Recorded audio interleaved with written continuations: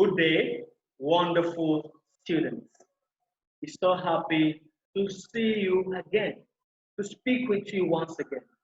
This is yet another beautiful day of historical encounter. History is in discourse. I want to tell you that today we're looking forward to learning so much about the Kanem Borno Empire. This empire is very, very significant in historical life and analysis. And we're going to learn so much about Kanem Borno Empire. Now, in the course of this discourse today, we're going to have a full understanding of the emergence of the Borno Kingdom. You will also appreciate the synergy, the togetherness that involves the emergence of Borno in connection with Kanem. You will also grasp the traditions of origin of Borno Kingdom right from the 7th century to the 16th century, among so many other things we're going to learn today about the Borno Empire. Borno, Kanem, Borno. Borno history is closely associated with Kanem, which had achieved imperial status in the Lake Chad Basin by the 13th century. Note in the course of our discourse today the significance of Lake Chad Basin in the economic development of Borno. Kanem expanded westward to include the area that became Borno. His dynasty, the Safawas, was descended from pastoralists. Pastoralism is a kind of system that talk about agriculture, agroeconomy, farming, and different things. And these were the people that descended as the Safawas. And they settled in Lake Chad region in the 17th century. Lake Chad appearing once again for Kanem Borno in Africa. Note as well the significance of the man, king, kings, the mice, that ruled in conjunction with the council of elders as constitutional monarchs. This kind of system is synonymous with the Yoruba political system, where you have the cabinet system of government, you have the king, the Oba, in council. So this was the same kind of rulership that the mice exhibited in Kanem, and they were constitutional monarch. That means they own land. Monarchical system of government is such that allow the king to own vassals, lands, and was ruled people you call the sect or the masses, so to say. And interesting also to note that the Mai and his court accepted Islam. Yes. Continue also to note the significance of Islam in the emergence of Borno. It was used to reinforce the political and social structures of the states.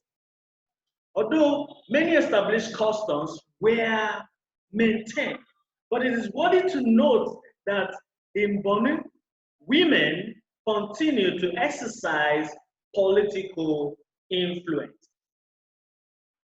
Like many kingdoms today that are male chauvinist or gender biased, the Borno kingdom was not part of such kingdom. They gave women the opportunity to exercise politics, to participate in politicking, to be part of the rulership and the governorship of their system alongside with the male called the man.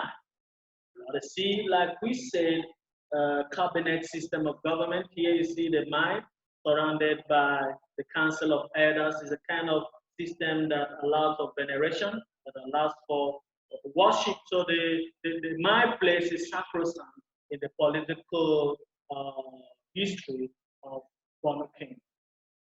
By tradition, the territory was handed over to Galvan during his apprenticeship. So worthy to note that the Mai did not just emerge from nowhere. He would have served an existing king and learned something as an apprentice before becoming a king himself. In the 14th century, however, a dynastic conflict forced the then ruling group and its followers to relocate to Borno. This resulted in the emergence of Kanuri as an ethnic group in the late 14th and 15th century. Please note the emergence of Kanuri in the late 14th and 15th century. And the civil war that disrupted Kanem in the second half of the 14th century resulted in the independence of Borno.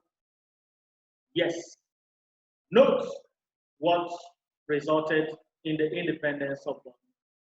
Civil war that erupted in Kanem in the late 14th century. Borno's prosperity depended on its stake in the trans-Sudanic slave trade and the desert trade in salt and livestock. We're going to still talk about Sudan and its significance in the place of Borno. The need to protect its commercial interests compelled Borno to intervene in Kanem, which continued to be a theater of war throughout the 15th and even into the 16th century. Despite its relative political weakness in this period, Borno's court and mosque, under the patronage of a line of scholarly kings, continued to flourish, and it earned fame as centers of Islamic culture and learning. Remember that? Borno's court and mosque continue to flourish. Like we mentioned about the Sudan, look at Sudan, where it is located. It is an Arabized tribe of Sudan that are made up part of the dominant side of Sudan. In Sudan, we have the four, we have the Masalatis, we even have the Zahawa that we're going to mention. They were very, very significant in the history of Borno Kingdom. Now, right about time, it's worthy to note by the 11th century, some of the Hausa states like Kanem, Hassina, and Gobre had developed into walled towns that engage in trade and service caravan as well as manufacturers of clothes and leather goods. And this also helped the economic aspect of it. And they dealt on millets, sorghum, sugarcane, cotton were even produced for consumption, sales. They also provided grazing land for cattle. It's significant to know that unlike today, that there's this dispute about where to graze and where not to graze, kind of trespass. The Borno kingdom made available such grazing land for the livestock, which could be encouraged. It is something leaders need to emulate today. Instead of allowing their cattle to be accused of trespassing, other things, they should also provide such as the back then. Let's see the traditions of origin. At the height of its glory, the Kanem Borno Empire was a vast territory which spread to parts of modern-day Republic of Chad, Niger, Cameroon, and Nigeria.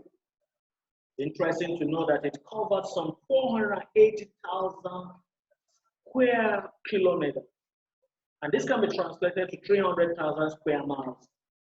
The center of the empire was around the shores of Lake Chad. Note again Lake Chad appearing in this disc. The first of the settlements of Kanem developed on the bed of Lake Chad. As the lake gradually dried up, people were able to occupy the bed. And the opportunities for farming, hunting, and fruit gathering attracted people more and more. Yes, wherever the crops are, that's where the vultures had to come to benefit from this arid area of the dried Lake Chad basin that brought increase in this commodity. The new settlers were Chad-speaking people. Because of the fertile soil left by the drying lake, many desert dwellers arrived to make their fortune there. Some of these were the Kanuri, the Tada, the Zahawa. Note the Zahawa people are always so significant in history. They belonged to the Sudan territory of the nation. And these people had accused the government of Omar al-Bashir for decimating and causing what they call ethnic cleansing in the Sudanic region or Darfur region with activities of the Janjaweed militia group. These people, alongside with the four Masalat, have taken to the walls to complain about their plight. And interestingly, this being looked into. These people are so powerful that they became the dominant group who succeeded in welding the various groups together under their control to form the Kingdom of Kanem. Yes, they are so powerful, significant to have done that. And about 700 AD, a political system had begun to develop. It is believed that the new kingdom that was founded drew much inspiration from Egypt, North Africa. Yes, no nation can make it on their own.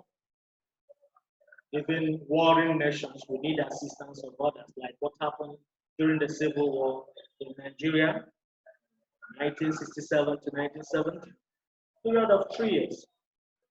Nigeria and the other parts really needed the support of so many nations to prosecute the war process in terms of food aid and other things. Also believed that the Hafsid dynasty of Tunis gave some support to the rulers of Kanem. Now the Hafsid, from the period of 1230 to 1574 Common Era, they are the Sunnis who were part of the Iberian Peninsula descendant. And you see, in Islam, we have different kinds of groups. These ones were the Sunnis who were able to give support to the kingdom of God. The Mai's belonged to the ruling dynasty called the Saifawa dynasty. This was named after the Saf or Seth, who was believed to be the first of the Mai. It's interesting to know that the dynasty lasted until 1846, a period of more than 1,000 years. It was the longest ruling dynasty anywhere else in the world. The Mais used marriage as a means of diplomacy and took wives from the states they defeated, thus establishing intimate bond with them. This intermarriage helped the work of integration and further welded the various ethnic groups together. Yes, something synonymous with warring nations, anywhere the mobs, the rule, the plunder, they take valuables, and this time the Borno warriors took women, their kings took women. But interestingly, they didn't take them as object of fun. It served the purpose of integration and welding ethnic groups together. Here, Borno is depicted as a warring nation. You can see the commander of war, the soldiers, shield spears, and many soldiers going to plunder, going to take women, and going to defeat and conquer territory, bringing integration. See, assimilation also took place as the Kanuri culture attracted some of their weaker neighbors. And these neighbors also influenced some features of the Kanuri culture. What emerged ultimately as the Kanuri culture was just kind of the mixture of cultures of many subgroups. And this further strengthened the Kanuri society. Well, so Borno's place in history cannot be underestimated. It cannot be underemphasized. Today, we've seen the place of Lake Chad Basin in the economic development of Borno. We've also seen the place of women in the political aspect of Borno, as Borno allowed women to partake in politics. We've also seen, among so many other things, the assistance rendered by North Africa, Egypt, and the Hafsid dynasty of Tunis to Borno people. Imagine. We've also seen the place of the Mai in terms of apprenticeship before becoming king. We've seen so many aspect of this beautiful kingdom named Borno. I want you to make a research of the significance of Lake Chad Basin in the economic development of. Bring it again. The significance of Lake Chad Basin in the economic development of. Thank you very much. It's been a wonderful time with you. I want you all to continue to stay safe. Be good children. Don't disturb your parents. Be nice to them so that they will continue to live long for you. Remember, you need to work hard. My professor said that the height that great men attain is never by a sudden flight. It is when their contemporaries are wallowing away in their slumber sleep that these people continue to burn the midnight candles at both ends. When you work hard, you will succeed. Remember, your one and only Mr. Wabara. Goodness. God bless you.